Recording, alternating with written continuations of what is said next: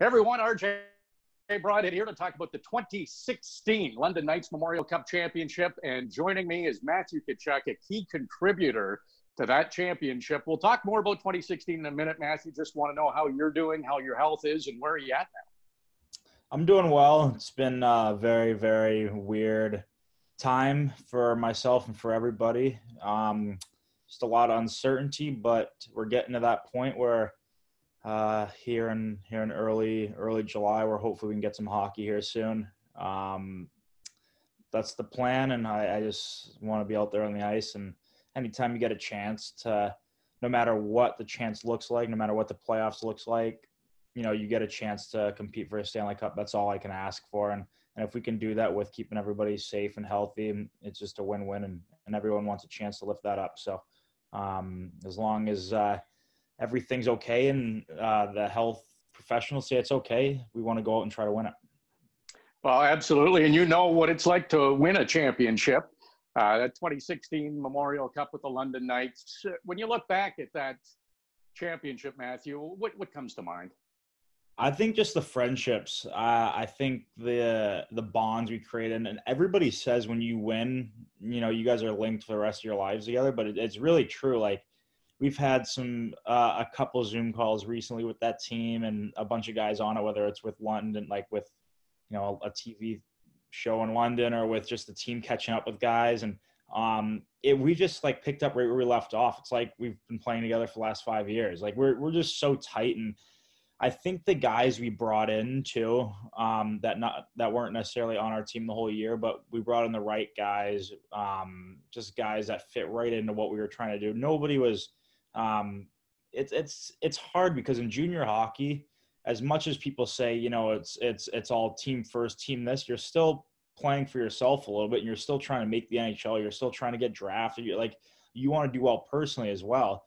But with that team, it was every person just decided on, I want to win. And then if we win, it's going to end up helping me in the end. So they did whatever they could to help the team.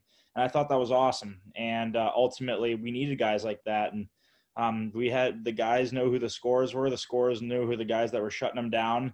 Our defense played pretty much rolled all 6D, and they just played so well for us down the stretch. And Parsons was unbelievable. So we had a lot of very key contributors, but it was everybody, not just certain guys. Yeah, we did a ton of your games. I called a bunch on Sportsnet that year, of course, the Memorial Cup too, and the playoffs and regular season. It was such a fun team to watch and to call games for, because like you said, everybody knew their role and everybody played it how they were supposed to play it. But it was the big line. You were on it, and one of the best lines in CHL history, certainly in recent memory. Yourself, Mitch Marner, and Christian Dvorak, all three in the NHL now. So you're all really good players, especially when you were in junior, and you could see that you were going to advance to be good pros as well. But it doesn't always work. You put three great players on a line, it doesn't always have that chemistry. Why did you three click so well?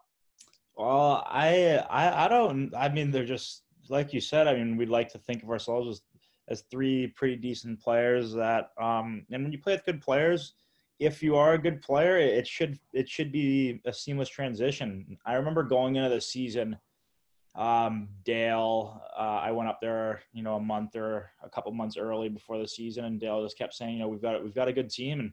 And during my recruiting process, they were,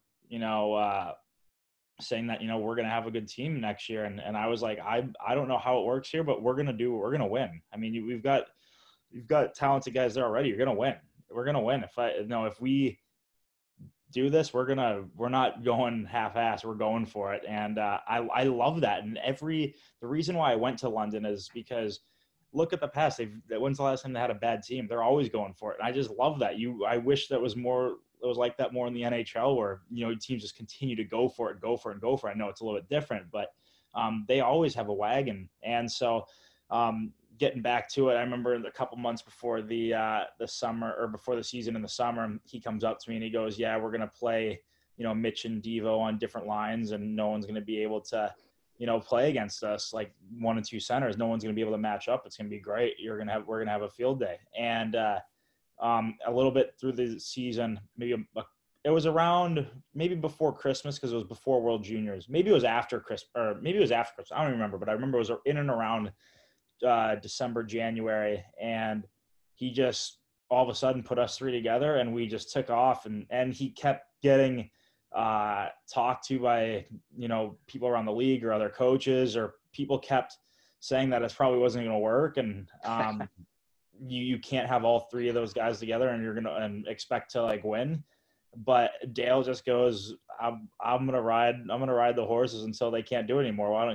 Why not put them all together? Like it's working right now. Why can't it work down the stretch? And we just continue to play well. And I love playing with those two. It was a lot of fun.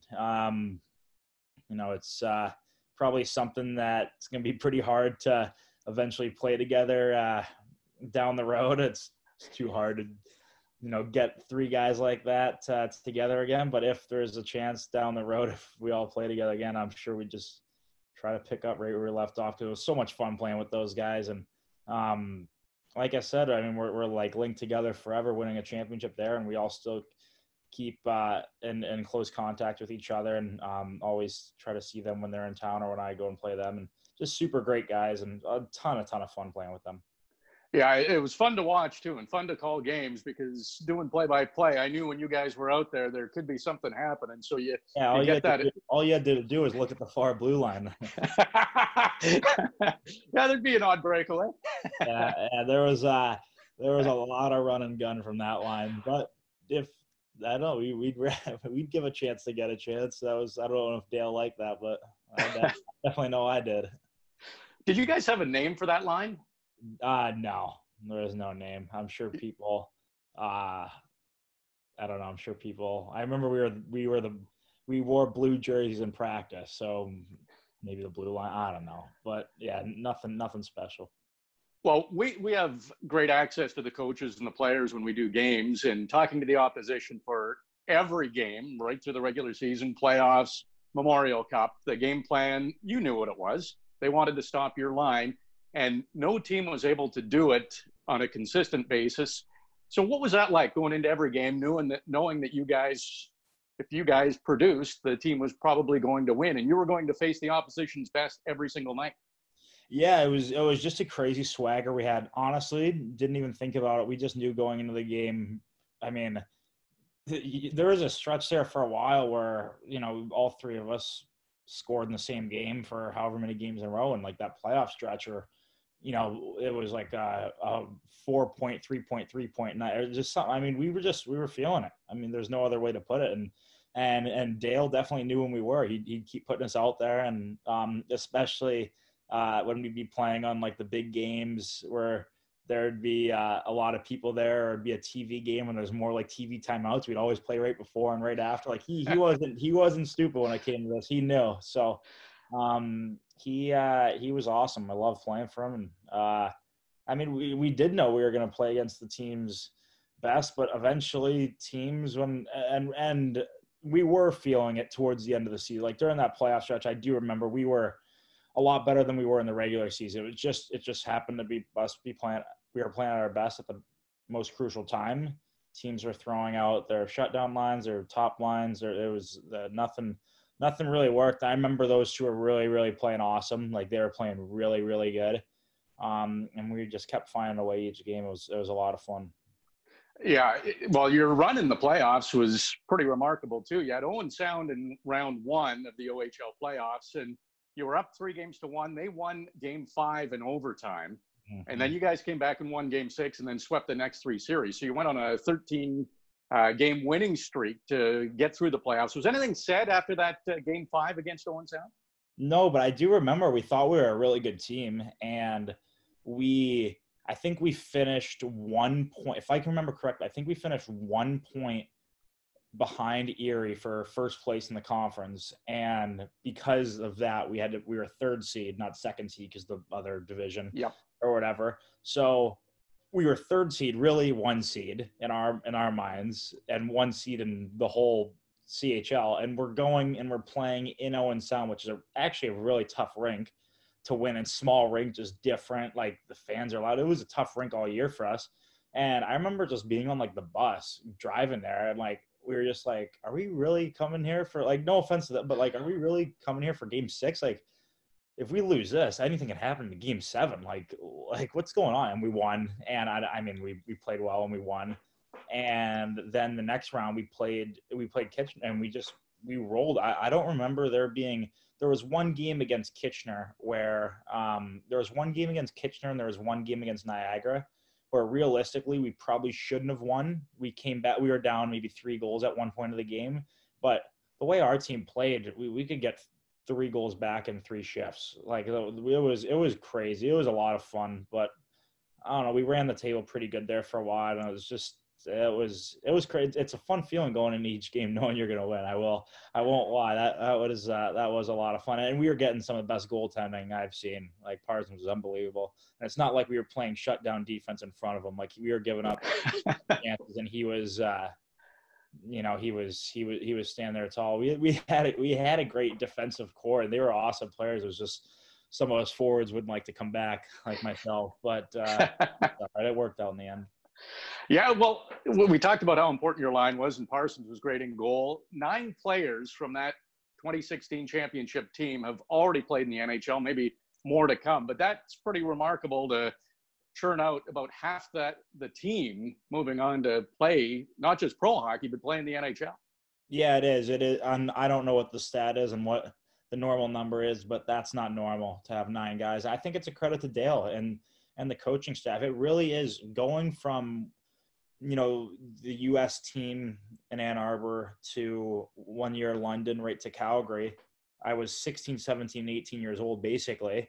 And it was all the same there. Like the way you're treated, it's NHL. It's like an NHL mindset, especially in London. Like it's a little bit harder because kids were in school, but I graduated a year early. So I was done with high school. So I was an NHL player playing in London that year. Like the way my mindset was, I'd go to the rink early, get my work done, maybe go on the ice, work out, have practice in the afternoon, and do that again each day. And they always had guys available, whether it was, skill guys or skating and just the way their mindset were. Like it was even like video sessions. It was like you're in the NHL, and it was the best place for me to go.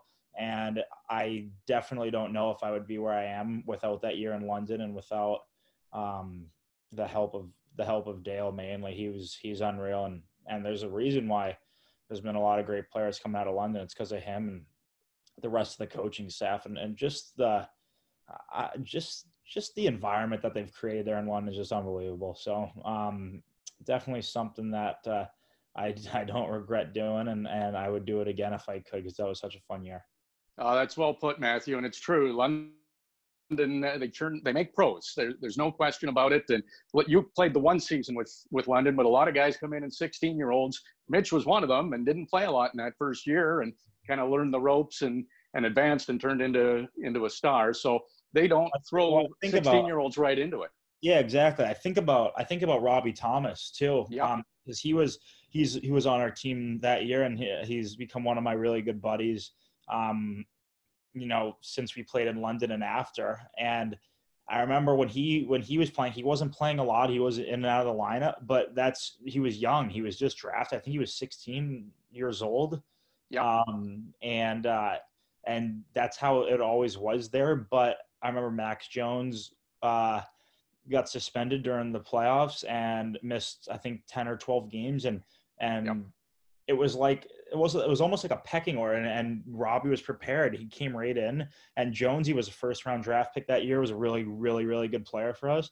And Robbie came in, and as a 16-year-old, elevated his game a lot and played that role while Jonesy was out. And then, ultimately was really good for us down the stretch and was a huge contributor for us as a young player. And that's just how it is in London. It's you come in and you pay your dues when you're early, like if you're coming as a 16-year-old or whatever. And then I remember Robbie telling us in his last year in London, he was playing like 35 minutes a game and playing like defense on penalty, like just playing every single position basically. And then goes on and is just ready to step right into the NHL at an early age. And I think that's the common thing with players that come out of London, like the transition into the NHL, the lifestyle, the way it is at the rink, everything, it's pretty seamless because of how the environment is in London.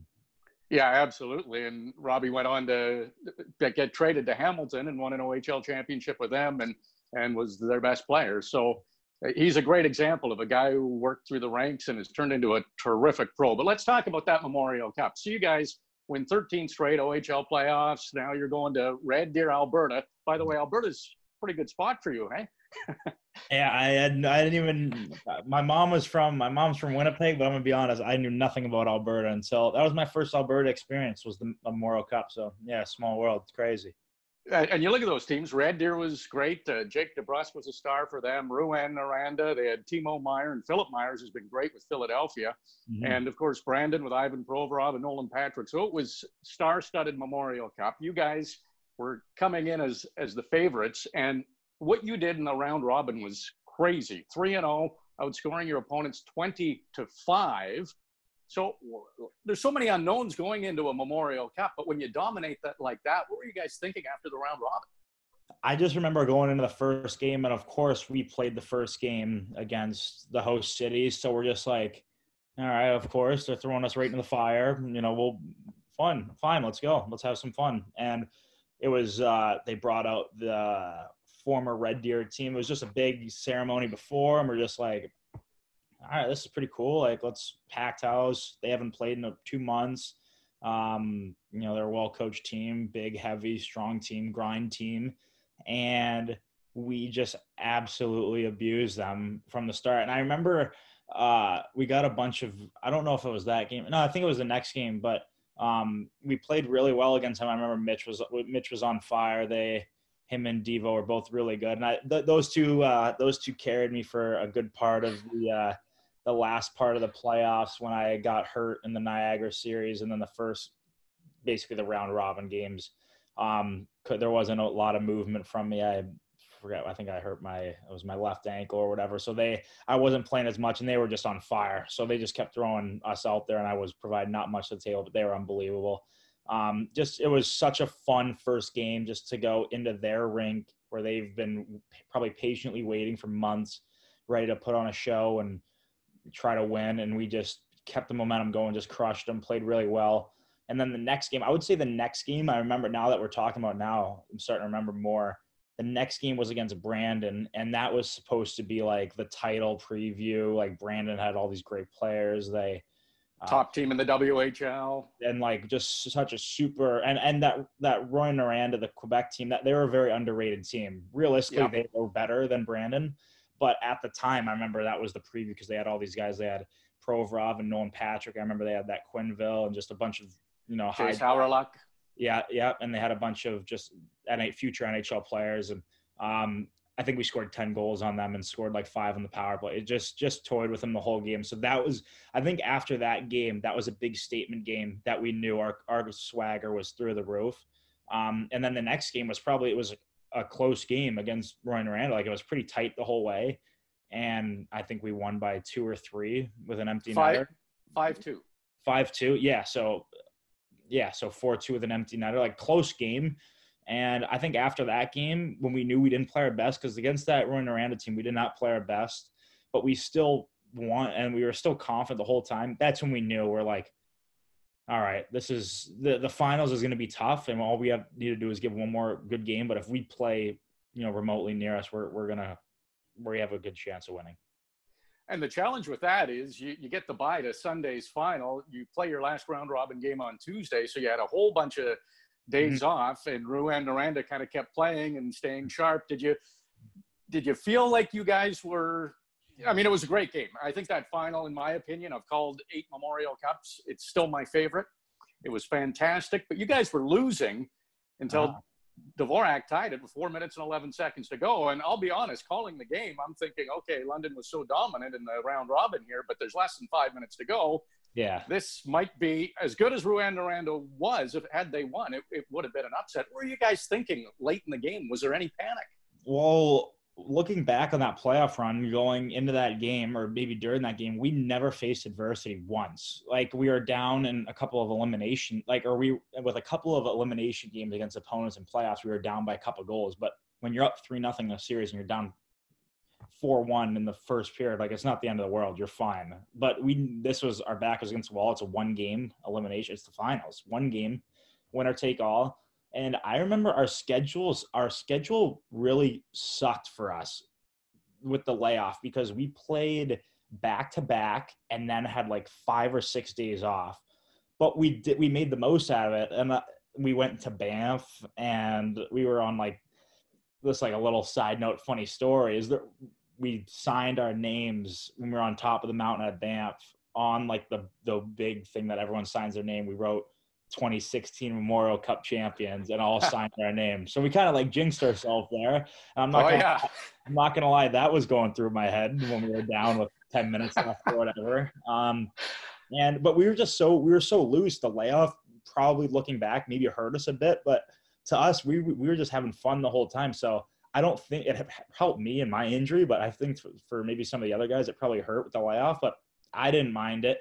But I think they scored with 10 minutes left to go up by 1. And that's when we realized, we're like, oh my God, like there was plenty of times during the playoffs where we were, tied going in a third. And we're just like, we knew we were going to win.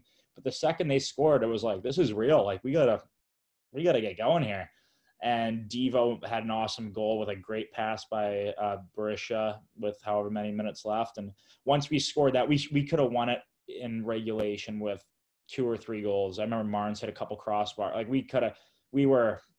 once we were sitting there before overtime, I was a little nervous. I think everyone was a little nervous because like we said, like it's the way we played, like we gave up, a couple chances too in overtime, but we had a lot, but we gave up. It was basically who's going to capitalize first. And Parse made some huge saves. And once he made those huge saves, all we needed was a couple more chances, and one of them was going to go in. Yeah, that was one of the most underrated things I think about that team is Tyler Parsons, because you outscored a lot of opponents, but when you really needed him, he was awesome in that final game. So was Chase Marchand with Rouyn-Noranda. The goalies were fantastic, and that's what made it so exciting. Yeah. It was pretty tough to score. So now we're in overtime. 7 minutes, 49 seconds to go. What did you see on the play when you scored the overtime winner to capture the Memorial Cup? Well, earlier in overtime, I remember not really back-checking too hard. And I remember it was the first time all season where Dale was yelling from the bench at me to back-check. And so the next shift I got out there again, I was a little slow back, and I could just, sense that a chance is coming. And because they had one guy in our zone, forechecking against 2 or 3. So I kind of just was picking up speed in the neutral zone and saw Jameson come out with the puck. I think it was, he came out with the puck, and I just wanted to get as wide enough so I wanted the puck. So I was calling for it, got the puck at a perfect time, come with decent speed into the zone. And actually at first I saw our far winger was, I thought, coming with us to make it a 3-on-2, which at the time, before the puck went in, I wish he would have stayed, because a 3-on-2 is better than a 2-on-2. But once I saw it was a 2-on-2, I knew I wasn't passing. I knew I was going to be a shooter, and just did a toe drag shot around a D, because he kind of gave the poke check and went down on one knee sort of thing, and just try to do the toe drag shot, and actually tried to go high glove. At the start when I wanted to shoot, I wanted to go high glove, but just the way it worked, it went blocker side, and rest is history. So just kind of blacked out there when the puck went in, and still don't really remember that actual moment, but I remember right when I was on the ground, threw off the helmet, just started celebrating with the guys, and it was so fun. Everything just happened so fast. It was so fun. Yeah, it was exciting. That overtime was amazing. Anytime you have overtime in a championship game for fans and everybody, maybe not so exciting for the players, maybe a little more nerve-wracking, but where does that rank? Your 2016 Memorial Cup championship. You've already played 4 years with the Calgary Flames, which is shocking how time flies, but is the 2016 Memorial Cup a career highlight?